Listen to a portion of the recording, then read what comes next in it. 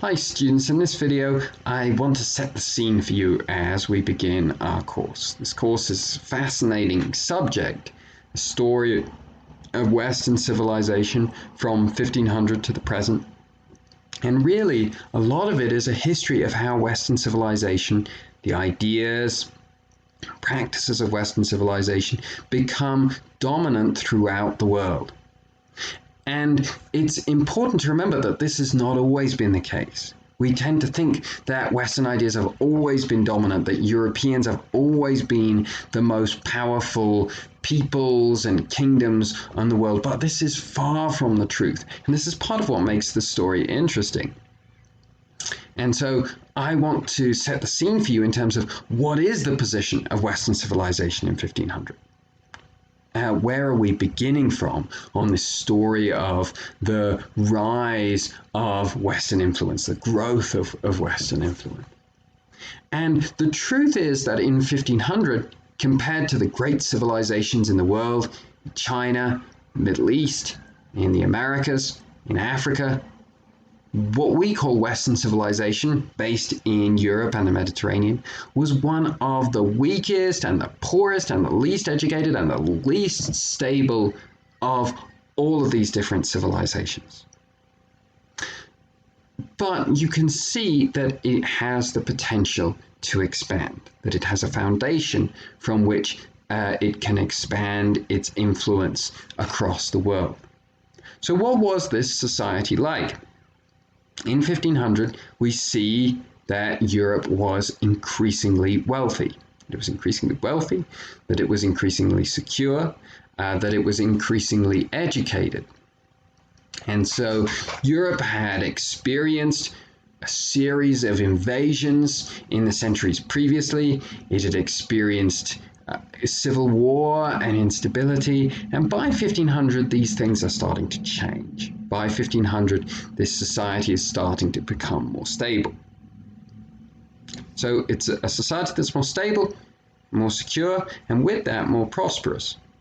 It's also a highly religious society. It's a society that by 1500 almost everyone is baptized into the Christian faith as a child. And so it's a highly religious society, but it's a society in which the source of authority within this religion, the papacy, is less credible than it has been for several centuries recently. Now, this isn't because people are becoming enlightened in some way and are realizing that the papacy is a sham. No, it's a result of different events that have taken place in the centuries leading up to 1500.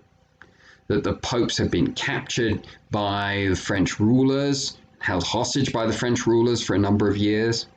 That there had been real uncertainty as to who the true pope was. And that the popes, because of this, were struggling to exercise their authority as spiritual leaders outside of Italy and outside of Rome. So it's a highly religious society, but one in which the hierarchy of the church is not as influential as it had been in the past. Now, the religion of this society, the way Christianity is practiced in this society, is based on the understanding that things that can be known through reason and through science correspond with things that can be known through faith and through belief. That the two are tied together, not separate. Today, generally, we tend to think of the two things as very distinct from one another. But it's important to remember as we begin this course, as we're going to come to the Protestant Reformation, this big change that takes place in the practice of European Christianity, that in the late medieval period, in the period leading up to 1500, it was understood that things known by faith and things known through reason and science, that they corresponded with one another, that they made sense of one another, that they worked together. And this collaboration of faith and reason had produced the first European universities.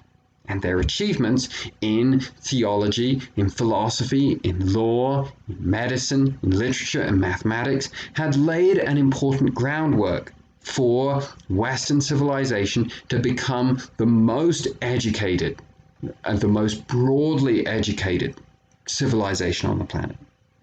and consequently for Western technology to exercise an increasingly powerful influence across the globe. So that's a background as to what the culture looks like around 1500. It's increasingly prosperous, it's deeply religious. At the top, this religion is not as authoritative and influential as it's been in the past, but this religion has laid the groundwork for great educational achievements that are emerging at this time. Okay, so we've talked about culture and society. Let's talk about politics. The overarching theme that we see in the centuries preceding 1500 is a theme of greater centralization. This is the dominant theme that we see in government and in politics in the years leading up to 1500. So for much of the medieval period, a king or a queen is just the most powerful out of all the different warriors in their kingdom. And they rely on the loyalty of their warriors to hold on to their crown. But increasingly in the years leading up to 1500, what we start to see is the subjects of these kingdoms start to owe direct allegiance to the ruler, and that the rulers start to become much more powerful, and that they start to set them apart from their warriors. They're no longer the greatest among equals. They are they're set apart from them. They're something different. They're more powerful, and they have much greater control over their kingdoms. We see this in a particular way in the Kingdom of England. The Kingdom of England, which in the year 1500 has just lost the 100 Years' War, but which is a unified kingdom, and which is a kingdom that's looking to expand its influence outside the British Isles. We see this also in the Kingdom of France. Kingdom of France is also an increasingly unified kingdom, an increasingly centralized government under the power of the French kings. But France is recovering from the 100 Years' War. Even though they've won the 100 Years' War, most of this war that went on and on and on took place in their lands. And so infrastructure is damaged and they need time to recover. We see this also in the Kingdom of Spain, in the region of Spain. There's no Kingdom of Spain actually in 1500. But the region of Spain has witnessed a uniquely complex medieval period, in which it was alternately dominated by Christian and Islamic influences. By the time we come to 1500, the Christian kingdoms in the region, the Kingdom of Portugal in the west, Kingdom of Castile in the center, the Kingdom of Aragon in the east, these kingdoms are increasingly powerful and increasingly dominant.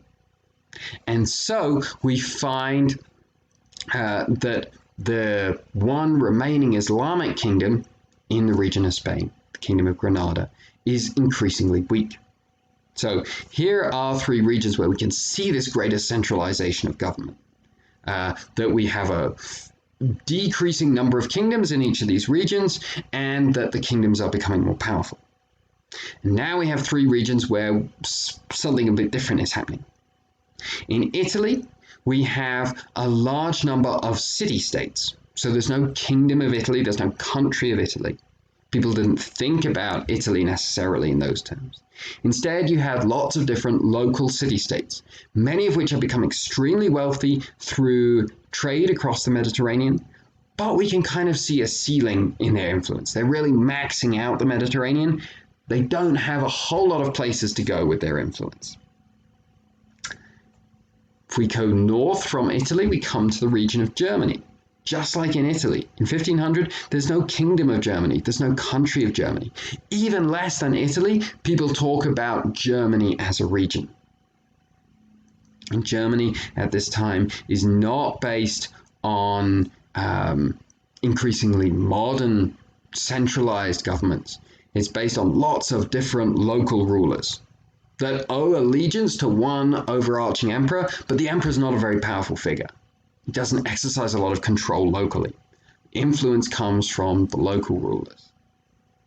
Lastly, and this is shifting back a little further from 1500, we have the Byzantine Empire, this last remaining part of the ancient Roman Empire that is increasingly weak, and that in 1453 is conquered by the Ottoman Turks. this new rising power in the Eastern Mediterranean. And so we can see how the attention of Western civilization is shifting away from the Mediterranean and is shifting towards the West. It's in the West, in England and France and Spain, that we see kingdoms and rulers who are becoming more influential. And it's in the center and in the East where there's a limit to where this civilization can go from here. That, as I say, it's kind of maxing out what's possible. And so you can see how Western civilization around 1500 is the weakest, is the least stable, is one of the least educated civilizations, great civilizations in the world, but that it is primed to expand its influence, that it has an excellent foundation from which to expand its influence. And this is what we're going to talk about more next week as we turn to the Age of Exploration. So I hope this is helpful. Hope you enjoy the rest of the materials this week.